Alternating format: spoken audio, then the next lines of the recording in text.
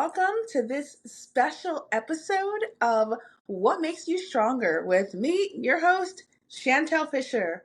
On today's episode, I am interviewing my brother, Hello. Thomas. Tell everybody a little bit about yourself. Alright, so yes, my name is Thomas. I am Chantel's brother, and known Chantel for 25 years, or my entire life. And Yes, your entire life. honestly, I'm just glad to be a part of this project. It's just awesome to be here. Thank you, Thomas. Oh my goodness, thank you. And I can't describe how amazing I feel that you are my first guest because I think out of all our siblings, and yes, I'm just going to put it out there, out of all of our siblings, I think you and I connect the most. I'm sorry, I'm just saying it. I I think mean, we connect in yeah. a different way. Me and, our sisters, we connect because we're sisters and everything, but you and we go deep. Mm-hmm. I think so. I think we go deep. No, we definitely do. Yeah. It's just kind of our style. It is. It really is. So I can't think of the perfect first guest to have on this podcast. And you know the title, What Makes You Stronger? When I approached you about this, what did you even think?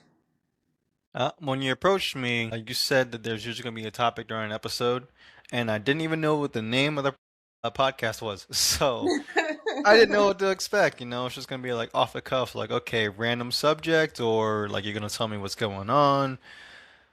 But I mean, now that I know what the title of the podcast, seems a little bit more self-explanatory. Wait, did I not even tell you the name of the podcast Nope. before now? Honestly, that makes it better. You know what? You're right. So, just to give the audience a little context on how I roped you into being the first guest on this podcast, I I work very close to where Thomas lives, and so I swung by one night because I'm a part of an organization called Toastmasters, and we work on effective communication and being better leaders and stuff. It's a really great organization if you haven't heard of it. So anyway, I had a meeting on Thursday and I was like, you know what? What's my brother doing? And so I call him up and I'm like, Thomas, what are you doing tonight? And he's like, well, I'm free. I'm not working. And I was like, okay, let's go to a meeting. And then as we were driving to the meeting, I was like, hey, Thomas, do you want to be my podcast? And what did you say? I mean, I wasn't doing anything. I mean, I'm available most of the time, so I mean, I didn't see why not. Yeah, yeah. And I guess during that time I didn't even tell you what it was called. Yeah, you told me you had a podcast, but you never told me the title of it. Nice, nice. Well, it's called What Makes You Stronger, and you are not the typical guest. What I mean is, when I have more guests on the podcast, I'm gonna tell them the name. I'm gonna tell them what I'll be talking about. I'm gonna tell them. I'm gonna give them more information. But with you, I was just like, "Oh, we talk all the time. Let's just go." Yeah, I mean, honestly, just gonna turn to something anyway, so It why will. not? Yes, it will. It always does. We always have good conversation. Hmm. So it's awesome. It's awesome. So I know that you work on a lot of different projects, and I know that you're an artist, and I've experienced your art since you were like 3 years old, drawing trains and stick people and everything, and Yes, well, I mean, you gotta start somewhere. yeah. So tell me, why did you want to continue pursuing art? Honestly, because it was cool. Like, I'm not gonna lie. Like, Hmm. before it was just kind of fun, but then looking into like the storytelling and just kind of messing around, a lot of stuff that I created was, inspired by a lot of stuff, anime, just children's shows, obviously. And as things just progressed, got better and better, things became harsher once, tried to start monetizing. But when I just take that factor out of it, it just becomes the creation process. It's like it's really nice to see a finished product, something that Yeah. that you made. And then you could say, oh man, it's awful. Let's run it back. I can make it better. Let's run it back. Well, I am really impressed with you, going from drawing stick figures to deciding it's something you really wanted to pursue to actually going to college for it. Like with me, I kind of was pushed into a traditional track of college where it's like you go to a 4 year school, you get a degree, then you get a career in that degree, and then you just try to make a buttload of money, right? And Mhm. of course, the majors that I was working with, well, I could have picked anything, but my interest, was English. And so I went to school for English, and I was going to be an English teacher, but then I was like, oh, hell no. Which nothing wrong with English teaching, and nothing wrong with teachers in general. It just wasn't for me, in that capacity. But for you, you went to a school specifically designed for the arts, right? Mhm. Yeah, no, that's just so freaking cool. Tell me about that. And I also heard that it's like it was really rigorous and difficult. Like you had to show up, or you were gonna like you'd get like kicked out. Like tell us. No, it was definitely pretty ridiculous. Especially one of my professors, they were so strict on their grading that didn't matter how well you illustrated a project, it's just you had to make it so close to his, or she's going to dock your points, or all that kind of stuff. But I want to say the roughest part about going to that college, COVID aside, it was just the professionalism of just a ever expanding, niche. Like right now, we're dealing with AI, and though we weren't dealing with it as I was going to school, it just kind of became a situation where we were expected to use it at some point. I had come to, I think it was a career day, and one of the guests started mentioning AI and how much they used it. But when we were going to college, we were not expected to use AI at all. We were in, I want to say, our junior year, when movies like Puss in Boots or Spider-Verse first came out, and those were like one of the best animated films that came out around that time. We thought animation was hot, but it was only hot because of, COVID. Actors weren't allowed to act. And, yeah, they would go home and they would start streaming on Twitch to make a buck, which worked out perfectly for them because it would. The only strong entertainers at the time were animators. They could work at home, they could create, but sooner or later the doors were going to open back up, and when they did, the actors came back. Animation is expensive, and we do outsource our work, overseas, which doesn't help the animators here. Because at that point, we just have our animators outsource themselves to other places, which at that point, you wouldn't be making much of any money at all. I completely forgot that you went to school during COVID. Like, okay, that combined with, well, let me not get ahead of myself.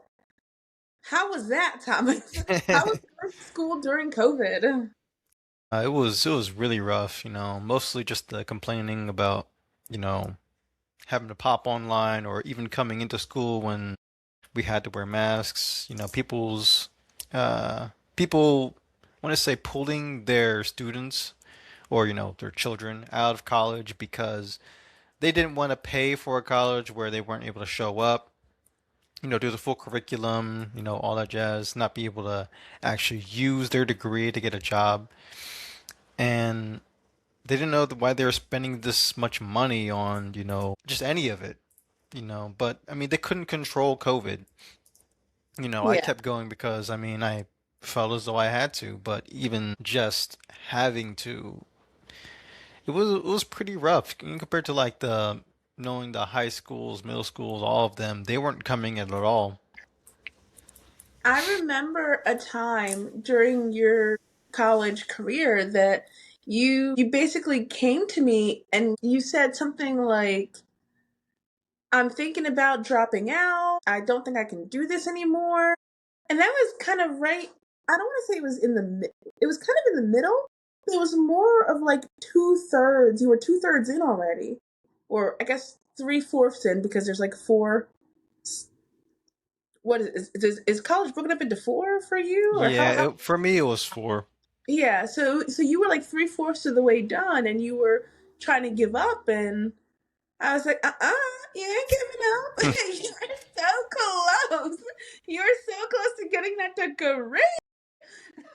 But what was going through your mind during that time that you felt like you needed to give up? I know. I know some things that were going on, but what was going on really? Uh, Honestly, I could see a landscape of where things were heading. Just seeing myself, kind of running myself ragged with my job and, having to juggle college, but at the same time looking at the industry and just how flimsy it was at the time. I was in my junior year and I want to say it's because I had to make up a couple classes and it's just getting a little rough. It was tough in the environment that I had because I couldn't complete my projects. And I want to say I was with you around the time, or I think I moved down here. And I mean, the projects weren't nearly as bad, but we were running ourselves ragged. And honestly, it was part of responsibility on my end, but the other side really was just how I want to say spotty some of the classes were. Like I went to What do you college, what do you mean by spotty? so I went to college for a certain degree, I Hmm. went for animation and game design. I would prefer all my classes to, correlate to what I'm there for. But like,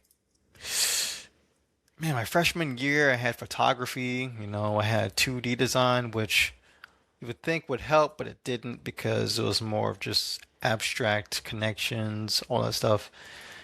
We had 3D sculpting, which wasn't actually sculpting, is more just taking pieces and putting them together, and a lot of art history classes. And I could easily tell you I didn't need any of that. you know, like just let me do everything that was required to either make an animation or make a game. I would have been fine, and I honestly could have cut out all the other years. Maybe 2, 3 years would have been better, and I would have been set. Yeah, no, I completely understand that. I think a lot of people feel like you feel when it comes to college, and I guess that's kind of like the promise, you know? When you're in high school and you've got to take 1,000 different classes that you care nothing about. Like, who is using trigonometry except for rocket scientists and like people who use trigonometry throughout their Mm-hmm. life? I'm telling you right now, I'm not using trigonometry or calculus or whatever. So when you're in high school, you're like, okay, I'll get through these classes to graduate and then I'll be done. And then everyone's like, well, you go to college to, get specific and learn like specifically what you want to do in life. And then you get to college, then you've got to take all your general educations again. I mean, I think they call them by a different name, but it's Now still they, I mean, like I forgot what they called them, but they're definitely still just gen ed classes. it's still just gen ed, and then you get to take your electives. Like for me, I thought all college was electives. You know what I mean? Like just to Mm-hmm. be able to take the classes that I want to learn about. But now it's still general education. Which nothing against higher education. Love higher education. I think everybody needs to go beyond high school, right? But the beauty about this world right now that we're living in is that we can dive deep into the subjects that we want to learn about, right? What do you Mm-hmm. think about that? Just the way our world, we can now go out and learn about anything we want without paying so much. Mm. Learning about anything that we want without paying so much. I mean, it just kind of removes the use of college altogether. So when I think back when I went to a technical school, I went for commercial art, and that didn't really help very well because, I mean, what didn't say COVID stopped that, but at the same time, AI also just started kind of coming up. It was a lot worse at that time, but my certificate wasn't really going to get me, the best entry. If anything, I feel as though it should have been able to help you build a portfolio a lot better. Mm-hmm. Um, but like looking back when it came to college, there was a lot of stuff I could have just learned online. Like the gateway is just right there. And yeah, no, there are some classes you have to pay for, but comparatively, 300 is not 50K. you know, And honestly, it's kind of one of the biggest catalysts as to why I wanted to leave because I knew everything that I had known at the time I could have just learned, at a college. You know, I had You mean in a different way, or at a college? What do you mean? um, so I Oh, actually you meant like at like a local college? no, I mean just online in general. Like I wouldn't have Online. a Okay. degree, Yes. but I would have the skills. I had my ability to animate was higher than my peers because I animated stick figures. And I Mm-hmm. still animate stick figures. Mm-hmm. It's just I was animating since I was like 10. Mm-hmm. And like yeah, no, they were bad then, but that's just how you learn. You get better and suddenly you're better than your class. Yes, yes, I agree. I agree. And when you got into your classes, especially your animating classes, you were a little bit ahead of the game because you had already started animating and started, already knew how to work with, computers in that sort of way. I'm trying to get back on my train of thought. Yep. So, with the changing landscape of animation being one of the factors that, you know, prompted you to not necessarily want to continue, and of course, COVID also being a struggle, I know there was one situation that I just want to touch on briefly because I never really got to talk to you about this. But how did mom's decline affect you finishing up school? Because that was right at the end, I think, of your last year, or you were going into your last year where she was really declining. It was pretty rough. It was pretty rough trying to get through because I was so locked in. I did grow up to be one of those kids where, you treated me in such a way growing up that I want to spend as less time with you as you're getting older as possible. You know, Mm, I didn't, hate mom, but I also at the same times like if I had to spend less time with her, I would, which didn't help because we didn't know how much time she had left. So it just kind of made graduation a lot more stressful. mm, But I want to say coming up to my final, it was a factor for sure. Just not in the way that I expected to be. So I didn't lose sleep because, of her condition. I was more losing sleep because the projects were so heavy. And it hmm. just kind of put a little bit of a stressor in the back of my mind where it's just, and also, you should definitely go see your mom. Yes, yes, because we were hounding you, like me and our other sisters and brothers. We were hounding you, but like you said, you were locked into school. You were locked into school, but you also said something that I caught. And if you want to talk about it a little further in this space, we can. If you don't, that's cool. You don't have to. But you said that because of, how she was with you growing up, she didn't make it a situation where you wanted to see her in her declining years, or her older years. What did you mean by that? Well, there's just some people who don't have the best relationship with their parents. And I mean, understandably so. And with, us, it was complicated for sure. But Yeah. but for me, it was just kind of I don't know. I wasn't treated horribly, but at the same time, I you know, wasn't treated in a way where I felt as though I could just be me around her. Mm-hmm. So, if it can't be me around my own parents, I'd spend less time. Luckily, the only thing she didn't do was ask me for money. Yeah, that's true. That's true. But you make a really good point, Thomas, that you couldn't be yourself around mom. What did that look like? Like, can you describe what that looked like? I mean, realistically, like, I never really got the chance to go out anywhere until high school. And that Mm-hmm. was after like a bunch of like picking and prodding. One time, forget we had to go to this hearing in Philly, and I think the lawyer at the time was saying that she should allow me to go out and hang with people, just in general, Mm-hmm. because she kept us in the house. We weren't allowed to go anywhere, which didn't make any sense because when you guys were younger, you were out. Like going out grocery shopping age 13, 14, and comparatively, we didn't get to do any of that.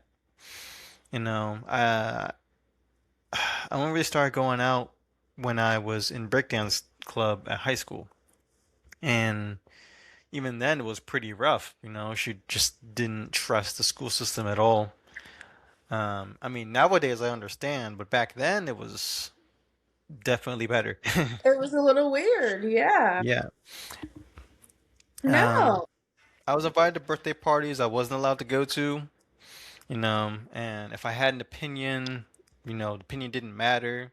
I would say it's like someone would offer me something and she'd say, no, he's fine. And it's like, what about my opinion? What if I Hmm. did want that? Yeah. So she just kind of dictated my life, and I'm like, look, I'm gonna dictate my own life. Love you, but I mean, just kind of shelter me too much. Hmm.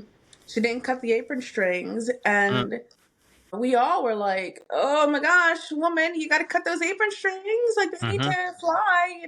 And we saw it. We saw it. Yeah, I say like in a way, it just kind of creates a confidence deficit. You know, Hmm. like I had to make my own, and when I say at this moment in time in my life, it's rougher compared to like earlier, but there's different reasons for that. But definitely like back then, I had to like really formulate it, I want to say it gave me a form of victim complex, Yeah. and I want to say it took losing a friend to break out of that, just kind of say that nobody's against me except me. Mm. Mm. I like that. Nobody is against me but me. I like that. And especially now that mom has passed, like, do you find yourself, I mean, obviously I know you find yourself reflecting on how you grew up, how we grew up. Do you blame her for where you are now, or how are you coming to reflect on that? So the idea of blame, definitely I've come to realize that it's just one of the worst crutches a person can have. Like Mm. when everybody tries to find something to blame, you're just always looking for a reason. It's either logically, where it's like cause and effect, or it's just escape accountability. And sometimes it feels like the best course of action, but other times if you just take a few steps back, you can see it's just there is a broader picture that you're just not seeing. And Yeah. for me, it's been years and I'm still here and I can make my own decisions. And if my decision is to hold on to the past, then that's on me. You know, yes, moving on can be difficult sometimes. People just hold a grudge, and I don't think that's benefiting anybody. You know, Tethering yourself so that it holds you back won't get you anywhere. So I say I relinquish it and I just do what I can for me because that's all we can do. I really like what you said there. You said, I relinquish it. And what do we relinquish? Like, is it the negative feelings? Is it the grudge? Like, what do we relinquish? Um, Or what do you relinquish when you say that? I relinquish the idea that our mother caused me to have any form of deficit in my life. My confidence is low because of her. My ability to talk to people is low because of her. You know, I can't use that. You know, it's both untrue and illogical. Well, no, She's not here anymore. yes, but I understand that she's not here anymore. But I don't think it's illogical or untrue. We both know that mom Mom hindered her kids, period, Yes. like stopping you from interacting with your peers when you were at a certain age, that does hinder your ability to speak to people confidently and speak to people directly. But I think you are on a great path where you're recognizing that because of mom's actions, this is where I'm at, but I'm not going to let mom's actions stop me from gaining the skills that I need to get to keep growing and going forward. Mm-hmm. Is that how you see where you are now, or? Yeah. Yeah, and I think so, and I'm proud of you, Thomas, because I know that it wasn't easy growing up with our mom because she was my mom too. But I mean, she really did the best she could with us, and we'll say that to her blue in the face. Of She really course. did. We could have had it way worse. I mean, you're right. We could have. She did keep the clothes on our back, the food in our bellies. She did teach us about God, you know. And in all honesty, I don't know how you view mom, and I would really love to know. But to me, she was just a beautiful soul that was just a bit tormented, a bit tortured. What do you think? Honestly, I would agree. Like that's definitely for certain. She did struggle with quite a few things, and I mean, especially with her background, not disclosing any specific information because, mom, but that would make things tough for her. She was dealing with a lot. She was. She absolutely was. I wanted to share with you a book that I read that I think you would enjoy if you haven't read it already. And it's called The Subtle Art of Not Giving a Fuck by Mark Manson. And I don't know if you know this about me, Thomas, but I listen to podcasts religiously. Like it's kind of bad. Like I need to cut some of my podcast time down to insert some Bible time. I really do. On one of the podcasts I listened to, they recommended, The Subtle Art of Not Giving a Fuck by Mark Manson. And once I hear a book that I'm interested in, I immediately go to Audible and start listening because I love listening to audiobooks. I really do. And his book is so inspiring. At first, I thought it was going to be, oh, just don't give a fuck about anything. Just move through life not giving a fuck. And I'm like, oh my God, I can't do that. But when I started listening to it, it's deeper than that. He talks about giving a fuck about specific things that you should be giving a fuck about and not caring about everybody else and what everybody else is doing, but just giving a fuck about what you want to give a fuck about. And I was like, dang, such a you know like not overstated, understated, such a known concept, but dang, it's nice to hear it in a different way. And I think that would be a good book for you because, you know, dealing with the confidence issues and learning to just not give a fuck about what everybody else says and focus on what you are doing in your life. Now, honestly, I do really want to check out this book and then give it to our brother. Yes, yes, yes. I Honestly, think I might just speed read it just for him. it's just feeding readers just for him. Mm-hmm. Checking out like even the idea of this book. I've noticed, especially in some interactions with some of my coworkers, that they don't have the best confidence within themselves. And one thing I try to tell them is that, they have more power with themselves. Hmm. That's like the biggest thing that they can control. And everybody decides to take it and take themselves, put themselves out in the world and let them critique themselves. A lot of people forgot that at the end of the day, what your opinion of yourself matters. And I mean, if your opinion of yourself is low, I mean, what do you expect? Yeah, yeah. What do you expect? I agree with you. Hmm. I want to say, man, especially these days where we have social media and we just have that art of comparison where everybody just wants to be like everybody else or wants to have the same thing everybody has, you know.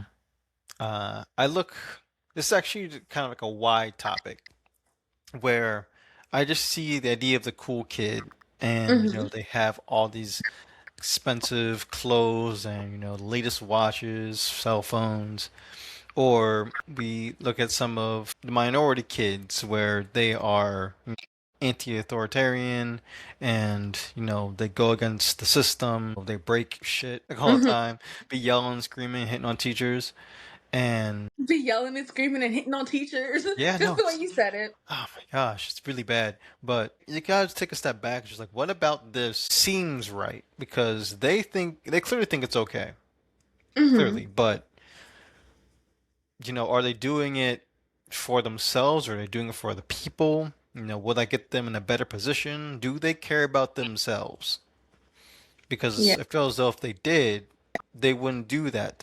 You know, I believe in the mantra of treating others the way that you like to be treated. And if you want to be beat up and yelled at, I mean, to each their own, I guess. But Go for it. Yeah. I know that's not what I want, and people shouldn't be treating others like that either. So it's about Thomas, holding yourself to the standard of what you would like to be treated. yeah. And I think the golden rule is one that stands the test of time. But I learned another mantra that coincides with the golden rule that basically says treat others as if they were you. Mm. Treat others as if they were you. So, yes, right? I found that saying through a book called Inner Engineering by Sadhguru, who is a yogi and he practices Buddhism. In that tradition, we're all one. We are a collective one. There is no individuality. Like your soul is attached to my soul is attached to your soul through this magical invisible thread. And even that concept is in Christianity, but Mm-hmm. through this idea that we are all one with God, We we call are that all empathy. exactly, exactly. And so that's basically how the Buddhists come to have empathy is by looking at somebody and thinking to themselves, this is me. I am them. And so I always like to go back to this story where if you're driving in a car, right? And you get road rage because somebody cuts you off, and you're like, "Oh my God, you stupid jerk! You cut me off!" And then the next day you're driving down the road and you accidentally cut somebody off, you have essentially become the person that cuts other people off. The same Mm-hmm. person that you got mad at, right? And so Mm-hmm. that's why I always think about the other person as being myself. And so if I'm mistreating them, I'm mistreating myself. What do you think? Honestly, that's a way more effective way of looking at things. Honestly, because I mean, I see somebody, you know, we'll say like mourning, and I wouldn't want somebody just act like nothing's wrong, you Mm-hmm. know. I would probably comfort myself if I had the opportunity to.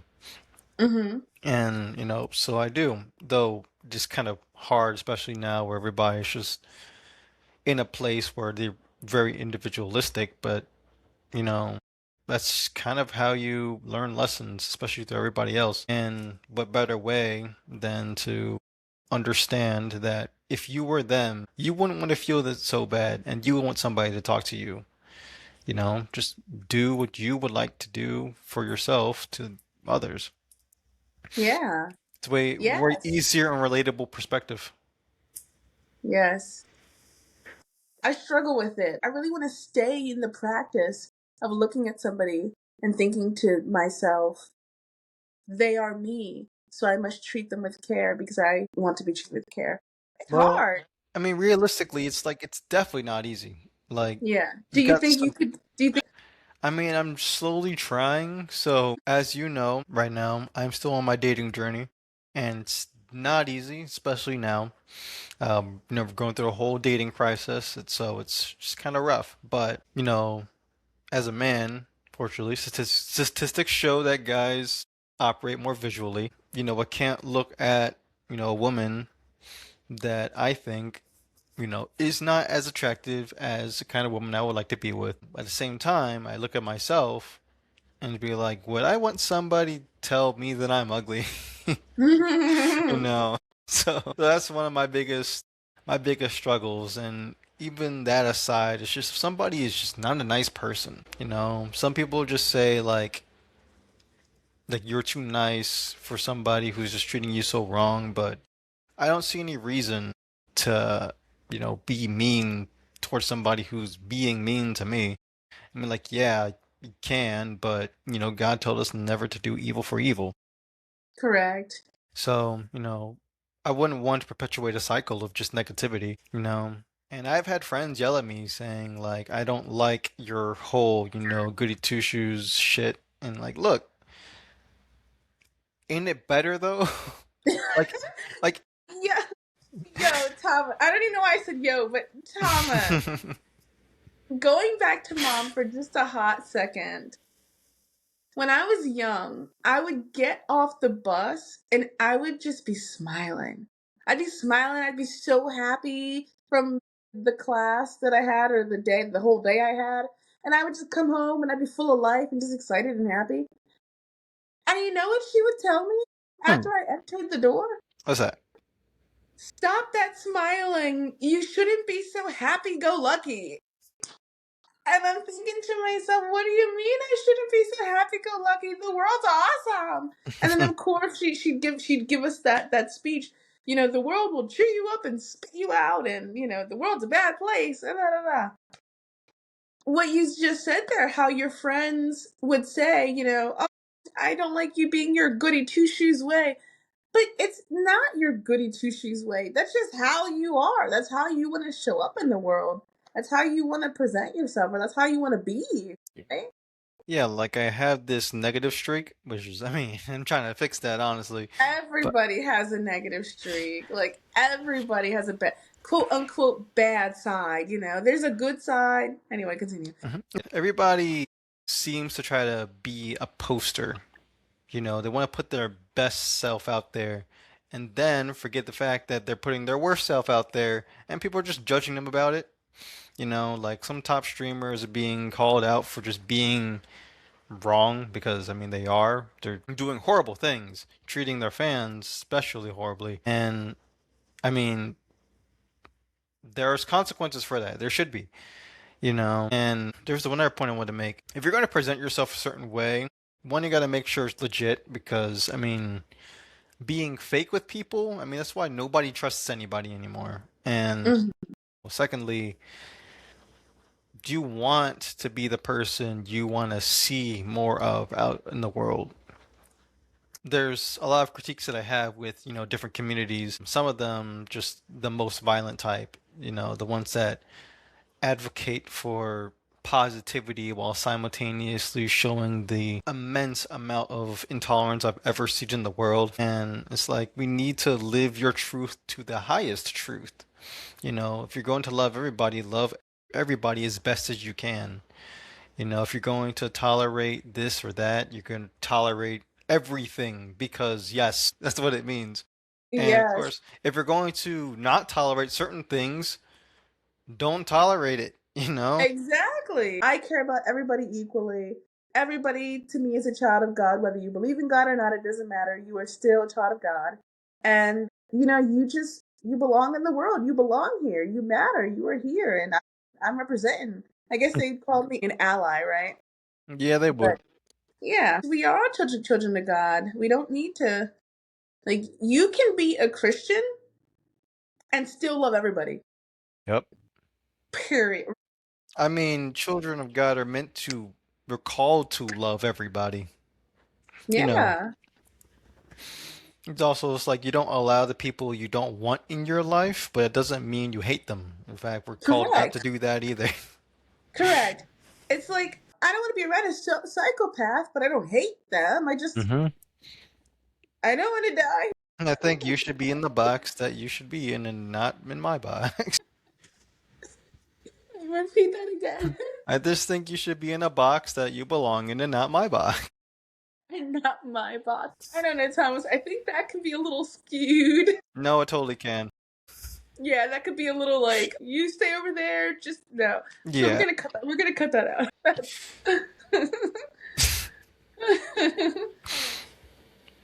Well, I know you have to get going soon. Yeah. Probably gonna be practically running here a little bit, which honestly I enjoy the run. Where are you going again? The hospital. Oh, it's It's for yes. work. No, it's just like my counseling thing. It's like right there.